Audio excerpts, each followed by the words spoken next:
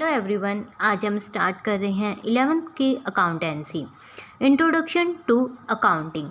हम ये क्यों पढ़ रहे हैं? जब भी एक बिजनेसमैन होता है वो अपने दुकान पर अपने बिजनेस में बहुत सारा गुड्स लेकर आता है जिसे वो सेल करता है।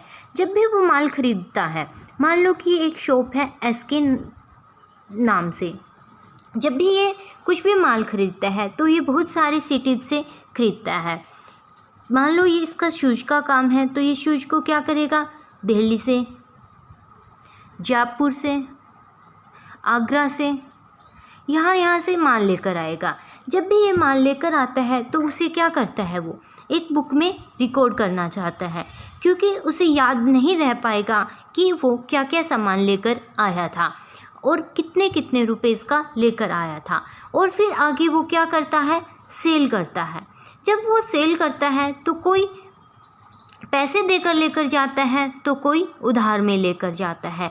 उन सब चीज़ों को वो याद नहीं रख सकता, इसलिए वो दुकानदार क्या करता है, जो भी उधार में लेकर जाता है या जितने पैसे देकर जाता है उन सब का क्या रखता है, एक रिकॉर्ड रखता है। इसी रिकॉर्ड रखने को और इस रिकॉर्ड को कैसे रखते हैं उसे ही हम क्या कहते हैं, अकाउंटेंसी।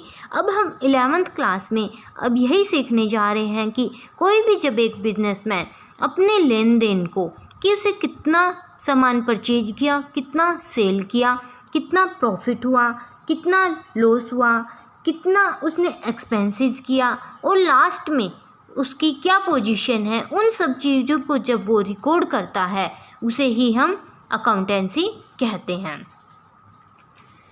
बुक के according commerce is the field of study that deals with business and its operation.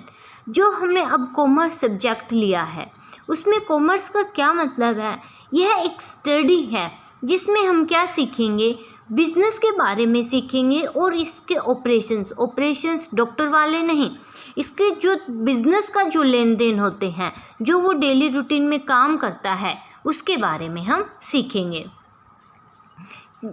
Accounting is an art as well as science. Accounting art भी है और साइंस भी है। आर्ट क्या होती है, आर्ट जब एक हम पेंटिंग करते हैं, हमें पता होता है अगर ये बॉय बनाया है तो इसके हेयर ब्लैक करनी है, इसकी स्किन कलर करनी है, इसकी आइज़ ब्लैक करनी है। उसी तरह जब हम अकाउंटिंग करेंगे तो यहाँ पर भी हमें पता होगा कि किस चीज़ की एंट्री कहाँ पर करनी है, कहाँ पर हमें डेट को लिखना है, कहाँ पर कोई भी हमने ट्रांजैक्शंस लिखनी है, कहाँ पर हमें अमाउंट लिखना है। इसलिए यह आर्ट भी है। साइंस में क्या होता है, जब हम बार बार एक्सपेरिमेंट करते हैं और लास्ट में एक फाइनल रिजल्ट पर पहुंच जाते हैं, उसे हम साइंस कहते हैं। अकाउंटिंग में भी शोधकर्ताओं ने बार बार कुछ रिसर्च की और उससे फाइनल कुछ रिजल्ट निकल कर आए, उन्हीं प्रिंसिपल्स के अकॉर्डिंग हम अपनी एंट्री को करते हैं। हम अपने अकाउंट्स की जो बुक होती है उसके अंदर एंट्रीज करते हैं। इसलिए यह अकाउंटिंग आर्ट भी है और साइंस भी है।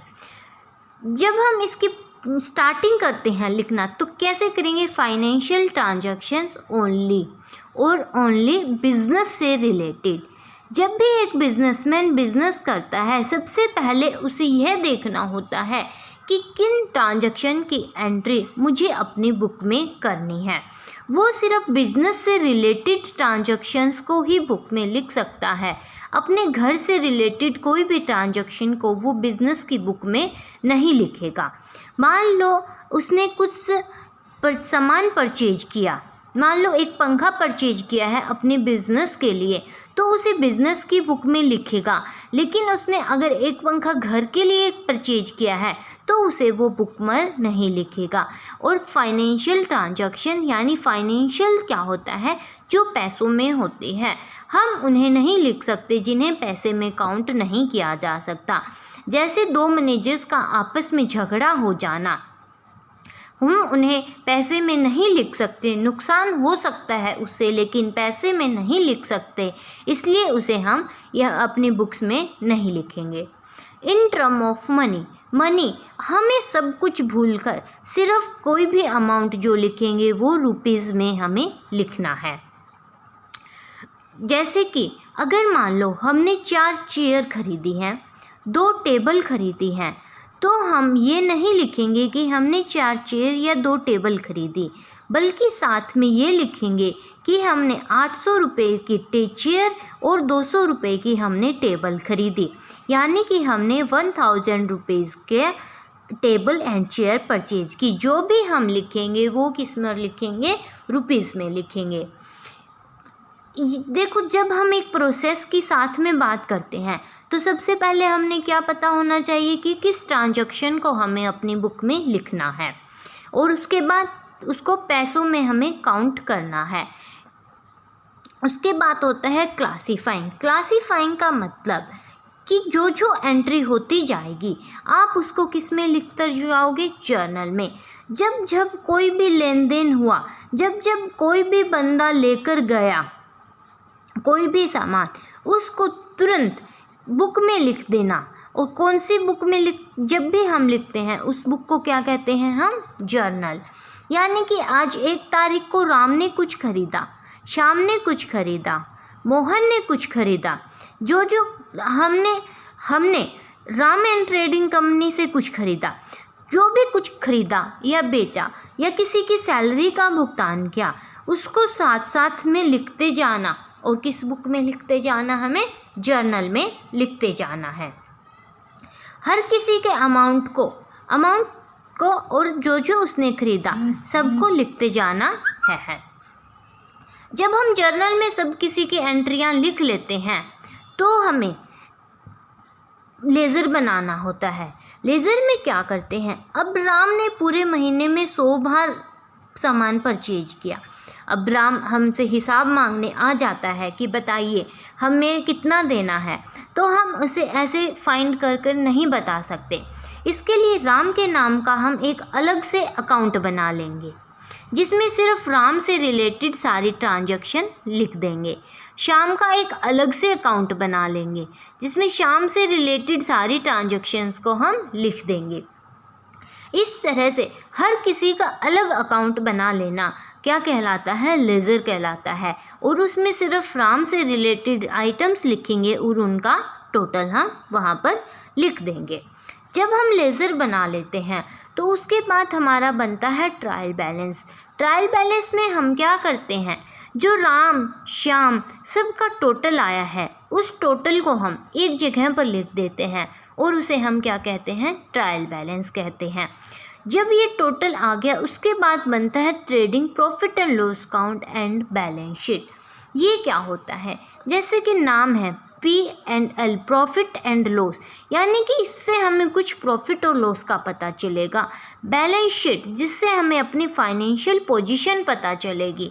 फाइनेंशियल पोजीशन क्या होती है कि साल के अंत में हमें अपने डेली के परचेज सेल्स के अलावा ये पता करना होता है कि हमारे पास जो हमने मशीन लगाई थी, बिल्डिंग खरीदी थी, फर्नीचर खरीदा था, कोई भी लोन लिया था, वो हमें कम हुआ है या ज़्यादा हुआ है। हमारी आज पे कंडीशन क्या है, पिछले साल हमें 2 लाख का प्रॉफिट था तो आज हमें कितना प्रॉफिट है, उस पूरी कंडीशन को देखना, वो हमें कहाँ से पता चलेगी, बैलेंस शीट से। सबसे पहले कोई भी ट्रांजैक्शन होगी, पैसे में हम उसे देखेंगे, उसकी तुरंत एंट्री कर देंगे हम किस में, जर्नल में। जर्नल से हर किसी का एक अलग अकाउंट बना लेंगे और उस अकाउंट्स की बुक को क्या बोलते हैं, लेज़र। उससे हम ट्रायल बैलेंस बनाएंगे एंड फिर trading profit and loss account and balance sheet. यहीं से हमें अपना फाइनल प्रॉफिट एंड लॉस का पता चलेगा। हम अपनी पूरी 11th क्लास में यही पढ़ने वाले हैं, ट्रांजैक्शंस को पहचानना, उसकी जर्नल में एंट्री कैसे करते हैं, लेज़र में एंट्री कैसे करते हैं, ट्रायल बैलेंस कैसे बनाते हैं, बैलेंस शीट कैसे बनाते हैं। अब जब हम इस प्रोसेस की बात कर रहे थे तो हमें क्लासीफाइंग कर दिया लेज़र में कि हर किसी का अलग अलग अकाउंट। समराइजिंग, हमने सबका टोटल है जो एक जगह लिख दिया, ट्रायल बैलेंस। इंटरप्रिटेशन, कि हमने ये देखा कि हमें कितना प्रॉफिट हो रहा है और कितना लॉस हो रहा है, वो हमें कहाँ से पता चला, ट्रेडिंग और बैलेंस शीट से। कम्युनिकेटिंग क्या होता है, जो हमारी इंटरेस्टेड पार्टीज़ होती हैं उन्हें ये बताना कि हमें इतना प्रॉफिट हो रहा है बिज़नेस में या इतना लॉस हो रहा है। जो इसने हमें पैसा दिया है, लोन दिया है, उसे और पैसा लेने के लिए हम ये दिखा सकते हैं कि हमें इतना प्रॉफिट हुआ है, आप हमें और लोन दीजिए, हम आपका पैसा चुका देंगे। या एम्प्लॉइज़ को बोनस देना है तो उन्हें प्रॉफिट या लॉस दिखाकर उसी अकॉर्डिंग हम बोनस देंगे। ये हमारी 11th क्लास के फर्स्ट चैप्टर का